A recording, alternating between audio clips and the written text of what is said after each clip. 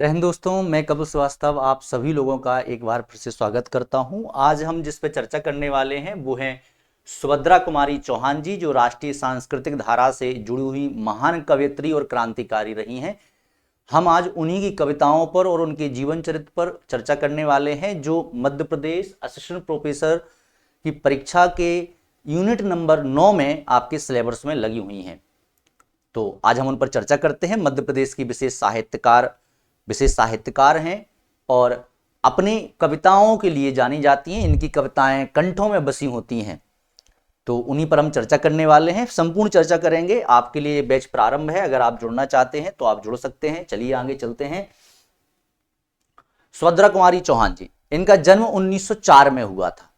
और कहां हुआ था? प्रयागराज में। मतलब मध्य प्रदेश में आपका जन्म नहीं हुआ था, ये बात आपको पता हो, लेकिन मध्य प्रदेश के खंडवा के ठाकुर लक्ष्मण सिंह, जो उस समय एडवोकेट वकील थे, उनसे इनका विवाह हुआ था। और सबसे बड़ी बात यह है कि जिस परिवार में आपने जन्म लिया था वो परिवार तो क्रांतिकारी गतिविधियों में था ही था। जहां आपका विवाह हुआ तो वहां भी आपके पति क्रांतिकारी गतिविधियों में और हमारे राष्ट्रीय स्वतंत्रता आंदोलन से जुड़े हुए थे। और आपको बचपन से जो राष्ट्रीय स्वतंत्रता आंदोलन की जो झोंक आपको अपने परिवार से मिली थी, वही झोंक आपको यहां भी अपने नए परिवार के साथ मिली और आपने अपने पति के साथ मिलकर इसका पूरा निर्वहन किया। तो हम बात करते हैं कि इनका जन्म जो हुआ था वो 1904 मतलब 16 अगस्त 1904 प्रयागपुर के निहालपुर मोहल्ले में हुआ था। और निधन इनका सड़क दुर्घटना में हो गया। ये दुर्भाग्य रहा कि ये बहुत कम उम्र में हमारे बीच से चली गई, लेकिन अगर और जीती तो शायद है कि आज और हम हमारा ये मार्गदर्शन कर रही होती। लेकिन जितना इन्होंने जिया उसमें भी आज भी एक कालजयी है और भविष्य में भी एक कालजयी रहेंगी अपनी कविताओं के लिए। इनका 15 वर्ष की अवस्था में विवाह हुआ था नवलपुर खंडवा के सुप्रसिद्ध वकील ठाकुर लक्ष्मण सिंह के साथ। तो ये मध्य प्रदेश से इस प्रकार जुड़ी। राष्ट्रीय आंदोलन बराबर सक्रिय रही और कई बार ये जेल भी गई। आपको पता हो, जब हम मध्य प्रदेश का इतिहास पढ़ते हैं तो मध्य प्रदेश के इतिहास में स्वतंत्रता आंदोलन में जो झंडा सत्याग्रह हुआ था, उस झंडा सत्याग्रह में इनकी महत्वपूर्ण भूमिका थी और जेल जाने वाली पहली महिला थी।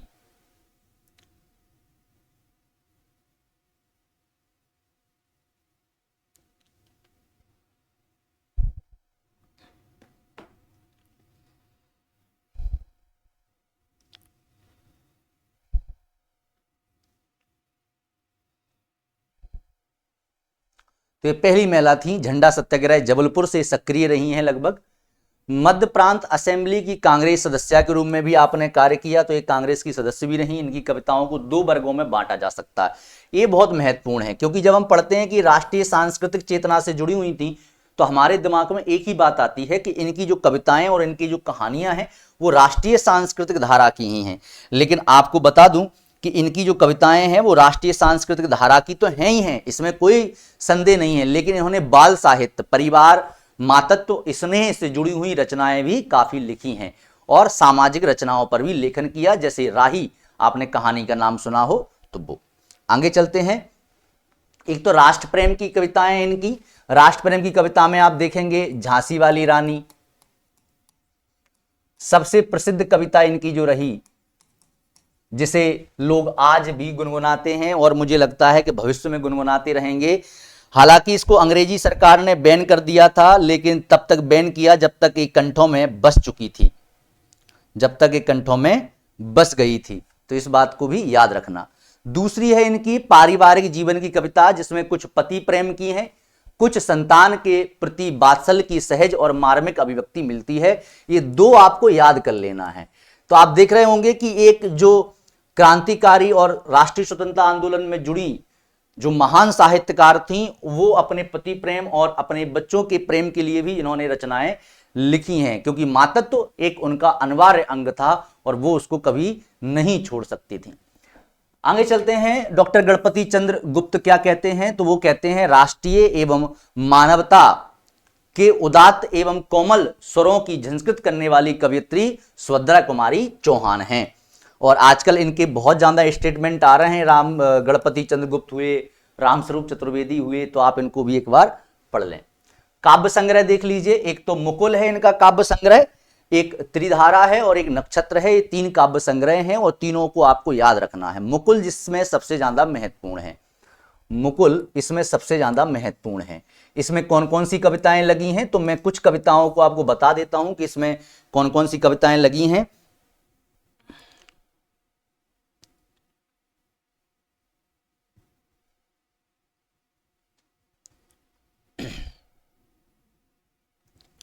चलिए, फूल के प्रति, इसमें जो कविता है वो कौन सी है, फूल के प्रति। फूल के प्रति, झांसी वाली रानी, झांसी वाली रानी लक्ष्मीबाई, ये भी इसी में लगी है। वीरों का कैसा हो बसंत,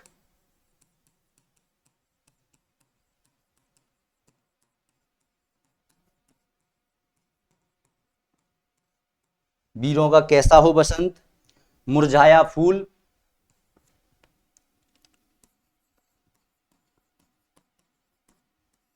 मुरझाया फूल,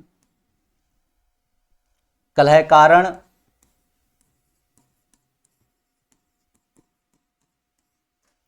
कलह कारण, चलते समय,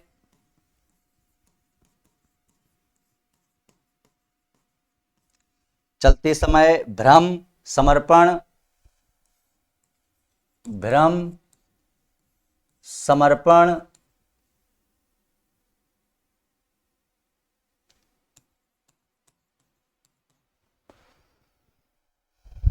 ठुकरा दो या प्यार करो,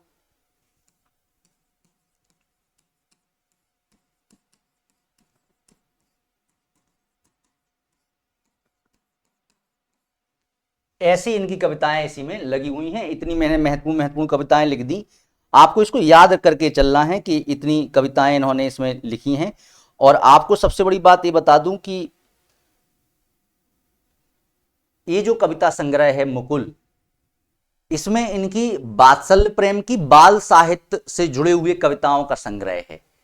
तो इसमें कौन सी कविताएं हैं, जो बाल साहित्य है उससे जुड़ी हुई कविताएं हैं, है ना। अब आप सोच रहे हो कि झांसी वाली रानी, वीरों का कैसा हो बसंत, एक या बाल साहित्य है। झांसी वाली रानी बालकों के लिए लिखी गई थी, है ना। तो इसमें कुछ राष्ट्रीय प्रेम की भी है, लेकिन इसमें बाल साहित्य सर्वाधिक है। तो आपसे करके पूछा जाए कि ये कैसा है, तो ये बाल साहित्य की कविताएं इसमें आपको देखने को मिलेंगी।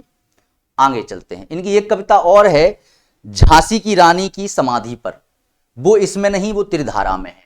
एक और इनकी कविता है,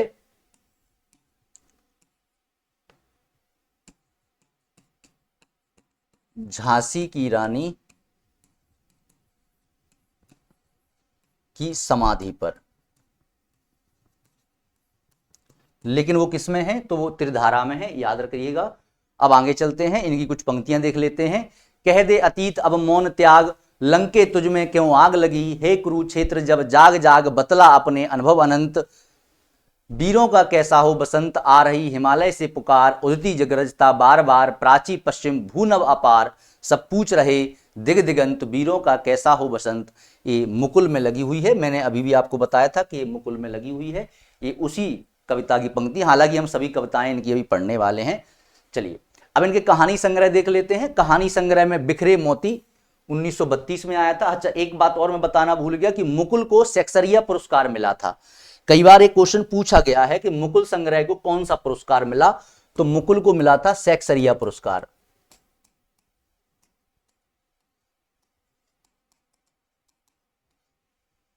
तो याद रखिएगा, मुकुल को सेक्सरिया पुरस्कार प्रदान किया गया था। आगे चलते हैं।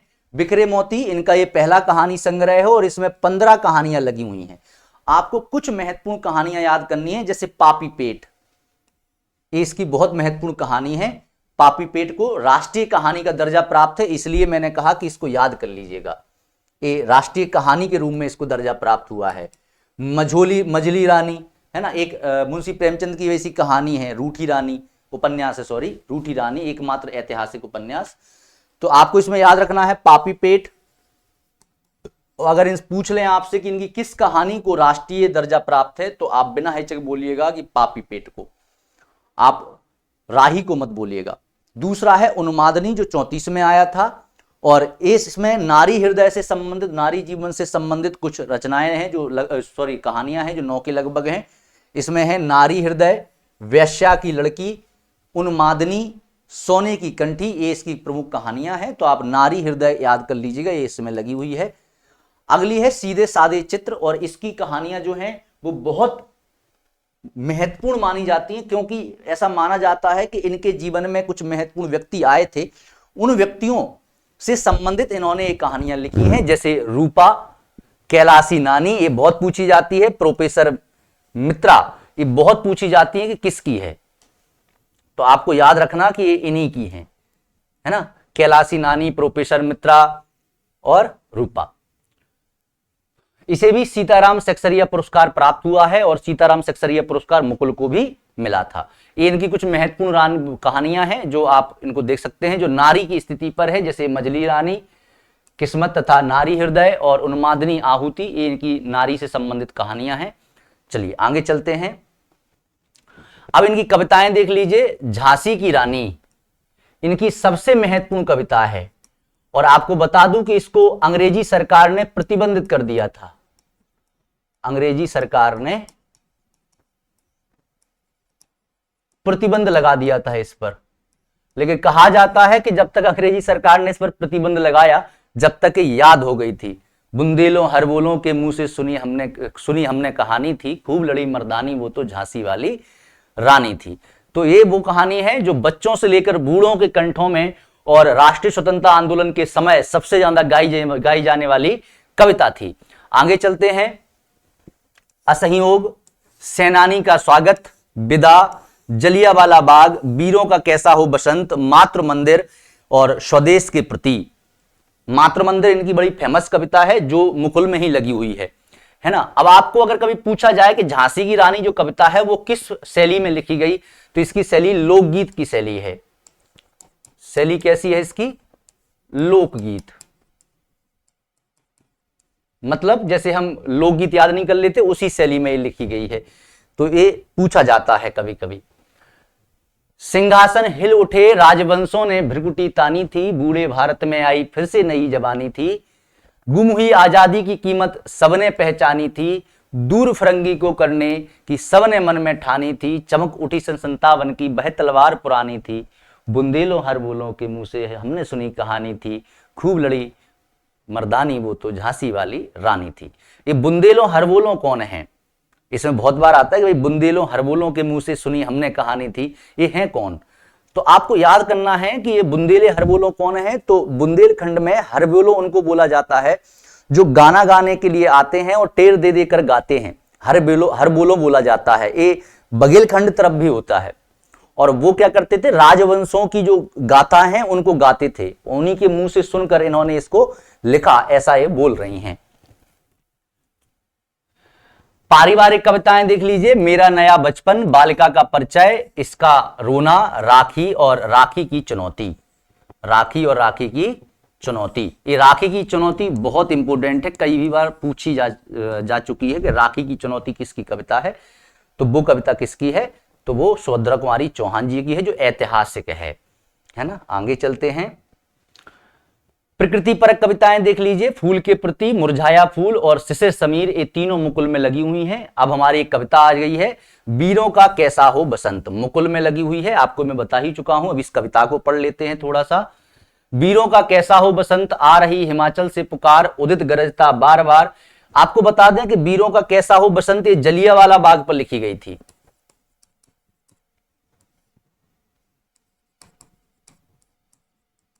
बाग हत्याकांड पर। जलियांवाला बाग जब हत्याकांड हुआ तो उसमें जो बच्चे, बूढ़े, औरतें, स्त्री, पुरुष सभी जो जिनको गोलियां लगी, जो अपने शहीद को समर्पण हुए, देश को समर्पण हुए, जो शहीद हुए, जिन्होंने अपना बलिदान दिया, तो वहां जो जलियांवाला बाग है उसकी स्थिति को देखकर उन्होंने एक कविता लिखी है कि वीरों का कैसा हो बसंत, तो वही कविता है ये। तो कभी पूछें कि ये किस घटना पर आहत होकर लिखी गई थी, तो जलियांवाला बाग जो हत्याकांड हुआ था उस पर आहत होकर इन्होंने लिखी थी। अब पढ़ते हैं। वीरों का कैसा हो बसंत, आ रही हिमालय से पुकार, उदती गरजता बार बार, प्राची पश्चिम भू नभ अपार, सब पूछ रहे हैं दिग दिगंत, वीरों का कैसा हो बसंत। फूली सरसों ने दिया रंग, मधु लेकर आ गया अनंग। बधु वसुधा पुलकित अंग अंग, है वीर देश में किंतु कंत। वीरों का कैसा हो बसंत, भर रही कोकिला इधर तान। मारूं बाजे पर उधर गान, है रंग और क्षण का विधान। मिलने आया है आदि अंत, वीरों का कैसा हो बसंत। गलबाहें या हो कृपाण, चल चितवन हो या धनुष बाण। हो रस बिलास या दलित त्राण, अब यही समस्या है तुरंत। वीरों का कैसा हो बसंत। कह दे अतीत अब मौन त्याग, लंके तुझ में क्यों लगी आग। हे कुरुक्षेत्र अब जाग जाग, बतला अपने अनुभव अनंत। वीरों का कैसा हो बसंत। तो इसमें पूछा जाता है, कभी कभी क्वेश्चन आता है कि कुरुक्षेत्र, महाभारत का जो कुरुक्षेत्र था उसका वर्णन, महाराणा प्रताप का वर्णन इनकी किस कविता में मिलता है। तो इसी कविता में मिलता है वीरों का कैसा हो बसंत। हल्दी घाटी के शिलाखंड, हे दुर्ग सिंहगढ़ के प्रचंड। सिरगढ़ के प्रचंड कौन है ये सिंह, तो महाराणा प्रताप के लिए आया है ना, महाराणा प्रताप। राणा ताना का कर घमंड, हल्दी घाटी का युद्ध, है ना। दो जाग आज स्मृतियां ज्वंत, वीरों का कैसा हो बसंत। भूषण अथवा कवि चंद नहीं, ये चंदवरदायी हैं। बिजली भर दे वह छंद नहीं, है कलम बंदी स्वच्छंद नहीं। फिर हमें बतावे कौन हंत, वीरों का कैसा हो बसंत। तो ये इनकी कविता है। और आपको बता दूं कि मैं थोड़ा सा यहां गलत बता गया हूं, ये कविता इस पर नहीं लिखी गई, ये वीरों के उत्साह के लिए, वीरों के उत्साह के लिए लिखी गई थी। वो दूसरी कविता है, अभी आने वाली है, उस पर भी हम चर्चा करेंगे। चलिए अगली कविता है इनकी झांसी वाली रानी।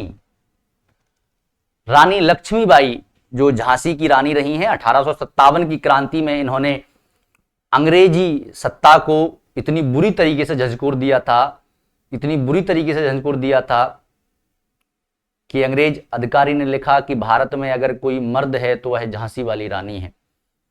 तो उन्हीं पर कविता लिखी है। सिंहासन हिल उठे राजवंशों ने भ्रुकुटी तानी थी, बूढ़े भारत पर आई फिर से नई जवानी थी। गुम हुई आजादी की कीमत सबने पहचानी थी, दूर फिरंगी को करने की सबने मन में ठानी थी। चमक उठी सन 57 की बह तलवार पुरानी थी, बुंदेलों हरबोलों के मुंह से हमने सुनी कहानी थी। खूब लड़ी मर्दानी वो तो झांसी वाली रानी थी। कानपुर के नाना की मुंह बोली बहन छबीली थी। लक्ष्मीबाई नाम पिता की वह संतान अकेली थी, नाना के संग पढ़ती थी वह नाना के संग खेली थी। बर्ची ढाल कृपाण कटारी उसकी यही सहेली थी, वीर शिवाजी की गाथाएं उसकी याद जवानी थी।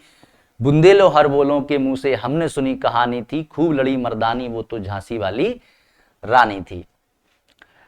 लक्ष्मी थी या दुर्गा थी, वह स्वयं वीरता की अवतार थी। देख मराठे पुलकित होते उसकी तलवारों के बार, नकली युद्ध व्यू की रचना और खेलना खूब शिकार। सैन्य घेरना दुर्ग तोड़ना थे उसके प्रिय खिलवाड़। महाराष्ट्र कुल की देवी उसकी भी आराध्य भवानी थी, बुंदेलों हरबोलों के मुंह से हमने सुनी कहानी थी। खूब लड़ी मर्दानी वो तो झांसी वाली रानी थी। हुई वीरता की वैभव के साथ सगाई झांसी में, ब्याह हुआ रानी का बन आई लक्ष्मीबाई झांसी में। राजमहल में बजी बधाई खुशियां छाई झांसी में, चित्रा ने अर्जुन को पाया शिव से मिली भवानी थी। बुंदेलों हरबोलों के मुंह से हमने सुनी कहानी थी, खूब लड़ी मर्दानी वो तो झांसी वाली रानी थी। ये चित्रा कौन है, इनकी पत्नी है अर्जुन की, और भवानी कौन है, उमा माई है ना। उदित हुआ सौभाग्य मुदित महलों में, उजियाली छाई किंतु कालगत चुपके चुपके काली घटा घेर लाई। तीर चलाने वाले कर में उसने चूड़ियां कब भाई, रानी विधवा हुई हाय विधि को भी नहीं दया आई। निसंतान मरे राजा जी अपनी रानी शोक समानी थी, बुंदेलो हरबोलों के मुंह हमने सुनी कहानी थी। खूब लड़ी मर्दानी वो तो झांसी वाली रानी थी। बुझा दीप झांसी का तब डलहौजी मन में हर्षाया, राज्य हड़प करने का उसने यह अच्छा अवसर पाया। फौजें भेज दुर्ग पर अपना झंडा फहराया, लावारिस का बारिश बनकर ब्रिटिश राज्य झांसी आया। अश्रुपूर्णा रानी ने देखा झांसी हुई वीरानी थी, बुंदेलों हरबोलों के मुंह से हमने सुनी कहानी थी, खूब लड़ी मर्दानी वो तो झांसी वाली रानी थी। अनुनय विनय नहीं सुनती, विकट शासकों की माया, व्यापारी बन दया चाहता था, जब वह भारत आया, डलहौजी ने पैर पसारे, अब तो पलट गई काया, राजाओं नवाबों को भी उसने पैरों ठुकराया, रानी दासी बनी है दासी अब महारानी थी, बुंदेलों हरबोलों के मुंह से हमने सुनी कहानी थी, खूब लड़ी मर्दानी वो तो झांसी वाली रानी थी। छिनी राजधानी दिल्ली की लखनऊ, छीना बातों बातों में, कैद पेशवा था बिठुर में, हुआ नागपुर पर भी घात, उदयपुर तंजौर सतारा कर्नाटक की कौन बिसात, जबकि सिंध पंजाब ब्रह्म पर भी अभी हुआ था वज्र निपात, बंगाली मद्रास आदि की भी तो यही कहानी थी, खूब बुंदेलों हरबोलों के मुंह से हमने सुनी कहानी थी, खूब लड़ी मर्दानी वो तो झांसी वाली रानी थी। रानी रोई रनवासों में, बेगम गम में थी बेजार, उनके गहने कपड़े बिकते थे कलकत्ते के बाजार, सरे आम नीलाम छपते थे अंग्रेजों के अखबार, नागपुर के जेवर ले लो, लखनऊ के 9 लाख हार, यों पर्दे की इज्जत परदेसी के हाथ बिकनी थी, बुंदेलों हरबोलों के मुंह हमने सुनी कहानी थी, खूब लड़ी मर्दानी वो तो झांसी वाली रानी थी। कुटिया में भी विषम वेदना, महलों में आहत अपमान, वीर सैनिकों के मन में था अपने पुरखों का अभिमान, नाना धुंधु पथ पेशवा जुटा रहा था सब सामान, बहन छबीली ने रणचंडी का कर दिया प्रकट आवाहन, हुआ यज्ञ प्रारंभ उन्हें तो सोई ज्योति जगानी थी, बुंदेलों हरबोलों के मुंह से हमने सुनी कहानी थी, खूब लड़ी मर्दानी वो तो झांसी वाली रानी थी। महलों ने दी आग, झोपड़ी ने ज्वाला सुलगाई थी, यह स्वतंत्रता की चिंगारी अंतर मन में आई थी, झांसी चेती दिल्ली चेती लखनऊ लपटें छाई थी, मेरठ कानपुर पटना में भारी धूम मचाई थी, जबलपुर कोल्हापुर में भी कुछ हलचल उकसानी थी, बुंदेलों हरबोलों के मुंह से हमने सुनी कहानी थी, खूब लड़ी मर्दानी वो तो झांसी वाली रानी थी। इस स्वतंत्रता महायज्ञ में कई वीरवर आए काम, नाना धुंधुपत तांतिया चतुर अजीमुल्ला सरनाम, अहमद साहब मौलवी ठाकुर कुंवर सिंह सैनिक अभिराम, भारत के इतिहास गगन में अमर रहेंगे जिनके नाम, लेकिन आज जुर्म कहलाती उनकी जो कुर्बानी थी, बुंदेलों हरबोलों के मुंह हमने सुनी कहानी थी, खूब लड़ी मर्दानी वो तो झांसी वाली रानी थी। इनकी गाथा छोड़ चले हम झांसी के मैदानों में, जहां खड़ी है लक्ष्मी माई मर्द बनी मर्दानों में, लेफ्टिनेंट बाकर आ पहुंचा आगे बड़ा जमानों में, रानी की तलवार खींच ली हुआ धुंध आसमानों में, जख्मी होकर बाकर भागा उसे अजब हैरानी थी, बुंदेलों हरबोलों के मुंह से हमने सुनी कहानी थी।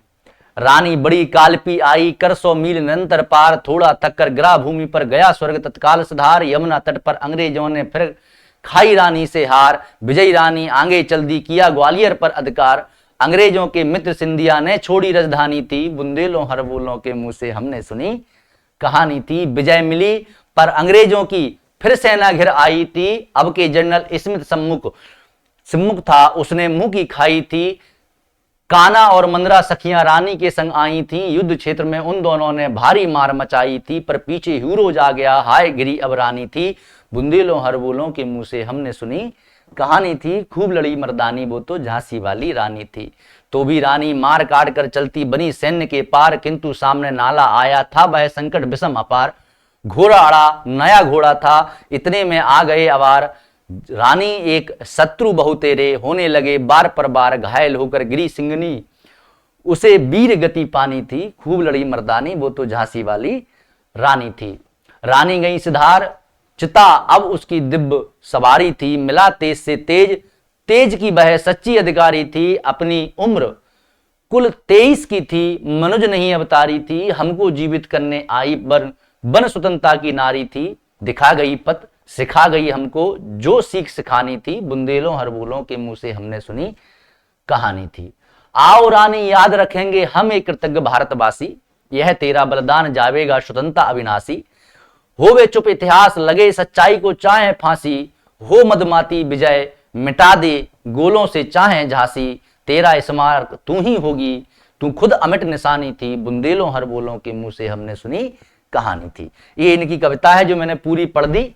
बहुत अच्छी कविता है, जब आप पढ़ने बैठेंगे तो आपको मिलेगा। आपको बता दूं कि मिला तेज से तेज, ये जो आप नाम देख रहे हैं मिला तेज से तेज, इसी नाम से आगे चलकर इनकी एक लड़की है सुधा चौहान।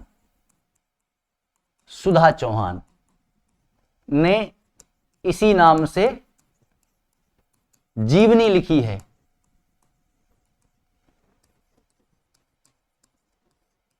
किसकी जीवनी लिखी है? सुभद्रा जी की। अब अगर जैसे आप साक्षात्कार दे रहे हैं और आपसे पूछा जाए कि सुभद्रा जी की जीवनी मिला तेज से तेज क्यों कहा गया, तो आप बता देंगे कि झांसी वाली रानी जो कविता है उसमें एक लाइन आती है, रानी गई सिधार चिता पर अब उनकी दिव्य सवारी थी, मिला तेज से तेज की वह सच्ची अधिकारी थी। और उनके बाद हमारे बीच में सुभद्रा जी जो हैं वही तेज की सच्ची अधिकारी थी, इसलिए इनका जीवनी का नाम मिला तेज से तेज रखा गया। अब इसमें कुछ सेनानियों के नाम आए हैं, अगर उनको पेपर थोड़ा सा कठिन बनाना होगा तो वो इन सेनानियों के नाम पूछ लेंगे। इसमें एक तो अंग्रेजों के नाम आए हैं, कुछ स्मिथ आया है, वाकर आया है और ह्यूरोज आया है। ह्यूरोज ने ही अपने आत्मकथा में लिखा था कि भारत में एक ही मर्द था, वो थी झांसी वाली रानी। और कुछ हमारे शहीद सैनिक आए हैं इसमें, उनके नाम भी आपसे कई बार पूछ लिए जाएंगे। कुंवर चैन सिंह आए हैं, नाना धुंधुपत आए हैं, तांतिया आए हैं, तात्या टोपे, चतुर अजीमुल्ला ये आए हैं, अहमद शाह मौलवी आए हैं, ठाकुर कुंवर सिंह आए हैं। तो ये कुछ नाम हैं जो आपको याद रखना है कि इन नामों के अलावा पूछ लेंगे कि झांसी वाली रानी कविता में इनमें से किस वीर स्वतंत्रता सेनानी का वर्णन नहीं है, तो आपको बताना है कि किसका नहीं है। तो नाना धुंधुपत, तांती मतलब तात्या टोपे, और चतुर अजीमुल्ला जो है वो अहमद शाह मौलवी, और कुंवर चैन सिंह, ये नाम इसमें आए हैं। चलते हैं आगे। जलियांवाला बाग में बसंत, और ये लिखी गई जलियांवाला बाग हत्याकांड पर। मैं उसको बता दिया था कंफ्यूज में, लेकिन सुधर गया है वो। जलियांवाला बाग हत्याकांड पर आहत होकर लिखी थी।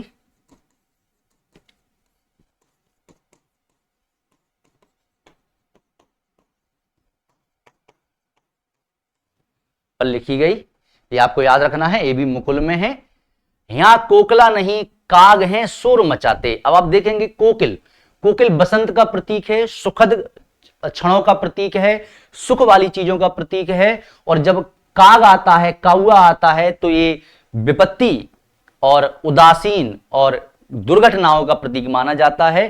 काले काले कीट भ्रमर का भ्रम उपजाते हैं। यहां पर भ्रमर नहीं है, भ्रमर प्रेम का प्रतीक है, शांति का प्रतीक है, लेकिन यहां पर काले काले कीट हैं जो कि अशगुन माने जाते हैं हमारे यहां, इसलिए इनका यहां पर प्रयोग किया जा रहा है। कलियां भी अध खिली मिली हैं कंटककुल से, बे पौधे व पुष्प शुष्क हैं अथवा झुलसे। तो कलियां जो है वो अध खिली रह गई हैं। और कंटककुल, कंटककुल किसको कहते हैं? कांटों का कुल, कांटों का, विपत्तियों के कुल से, मतलब अंग्रेजों के कुल से। अंग्रेजों के कुल ने उनको मिटा दिया है। बे पौधे व पुष्प शुष्क हैं अथवा झुलसे हैं, या तो शुष्क हो गए हैं पौधे भी। हमारी वीरता और हमारे जो बलिदान जिनका हुआ है, उनकी जो करुणापूर्ण शहीद जो हुए हैं, उनकी स्थिति को देखकर परिमलहीन पराग दाग सा बना पड़ा है, हा यह प्यारा बाग खून से सना पड़ा हुआ है। ओ प्रिय ऋतुराज, ऋतुराज किसको कहा जाता है? तो बसंत को कहा जाता है। किंतु धीरे से आना, क्योंकि तुम तो आओगे, तुम्हारा तो समय है, लेकिन धीरे से आना, क्योंकि यहां बसंत का उत्सव मनाने कोई नहीं है, यहां शोक स्थान है, यहां शोर मत मचाना। वायु चले पर मंद चाल से उसे चलाना, तेज वायु मत चलाना, दुख की आहें संग उड़ा के मत ले जाना। यहां पर जो दुख की शोक की लहर है उसको उड़ा के मत ले जाना, नहीं तो कहां तक पहुंचेगी। कोकिल गावे किंतु राग रोने का गावे, अगर कोयल तुम्हारी गा ही रही है बसंत में तो रोने का गाए, क्योंकि यहां उनका प्रेम का गायन सुनने के लिए कोई नहीं है। ये वीर जवान हैं जिन्होंने अपनी यहां पर आहुति दी है, और हम स्वतंत्रता के अधिकारी हैं, लड़ रहे हैं। भ्रमर करे गुंजार कष्ट की कथा सुनावे, लाना संग में पुष्प ना हो बे अधिक सजीले, तो सुगंध भी मंद ओस से कुछ कुछ हो गीले। ये ओस से कुछ कुछ गीले का मतलब है आंसुओं से।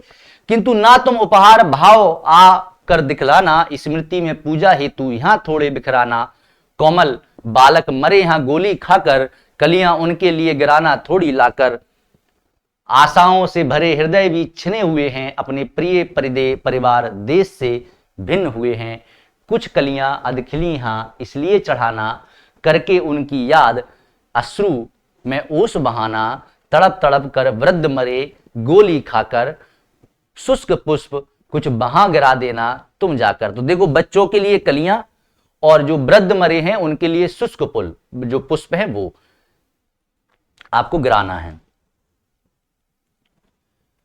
यह सब करना किंतु यहां मत शोर मचाना, यह शोक स्थान है बहुत धीरे से आना। ये इनकी कविता, मैंने सारी कविताएं आपको बता दी, इनके महत्वपूर्ण बिंदु पर हमने चर्चा कर ली, और मुझे लगता है कि अब इसके बिंदु के आगे कोई चर्चा और हमें नहीं करनी है, सारी चर्चा हमने इन पर कर ली है। इनका प्रश्न अगर अब आपसे पूछा जाएगा तो वो बन जाएगा आपसे।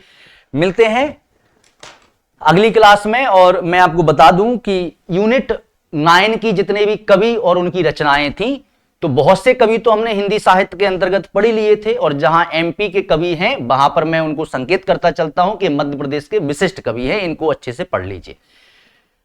अब हम यूनिट नंबर 10 स्टार्ट कर रहे हैं, मतलब यूनिट नंबर 10।